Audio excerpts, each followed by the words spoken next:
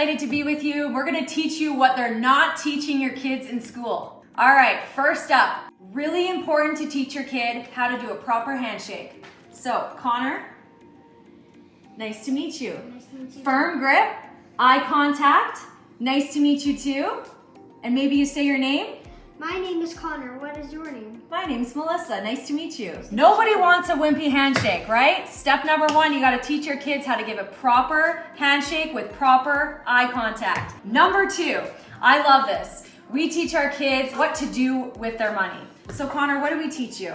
So let's say you had $6 and this one says give, save, and spend. Let's say you have $6, like I said, you have $6 and then you put 2 in here, 2 in here, and 2 in here. We just teach kids that when you get money, right? Let's say it's an allowance or birthday money or something like that. It's really important to teach them the simple concepts of you just don't go out and just frivolously spend. You make sure that they understand you could put a third in here, a third in here, and third in there.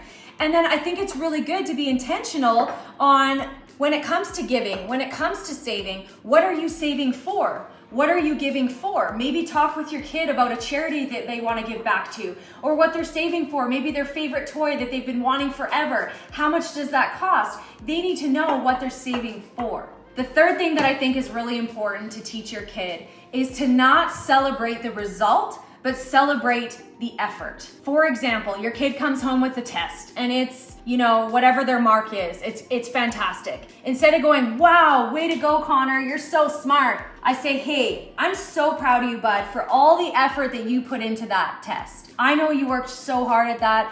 Way to put in the effort. Don't celebrate the result, because then they're gonna be so attached to that result. And they're gonna think that the only time they're gonna get that recognition from a parent or a grandparent or someone that they love is when they do good, they get the high mark, right? Make sure to understand that it's the effort that they put in that really matters. Tip number 4 that we love to educate our kids is talking to them about how to eat healthy foods. And I think they talk a little bit about this in school, but we really like to educate our kids on making some really good, healthy food choices. So what do you know about food, Connor? My parents always tell me to eat the most colorful vegetable or fruit. Yeah, and what else do you know about food? Do you know anything about sugar? Did you know that kids can have 25 grams of sugar per day? Yeah, that's the max amount of sugar that a kid is supposed to have in a day. And yet we're not educating our kids on this. And holy smokes, there's a lot of sugar in our food. And so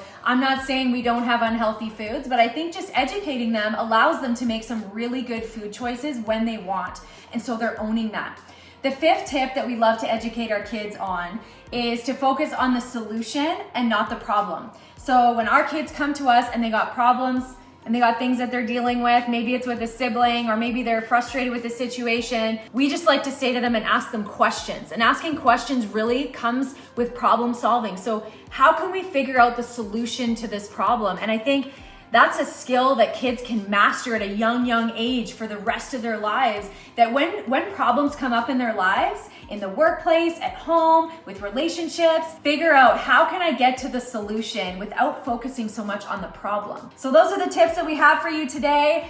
Really excited to be with you today. And you wanna say goodbye? Bye. Thanks for tuning in, guys.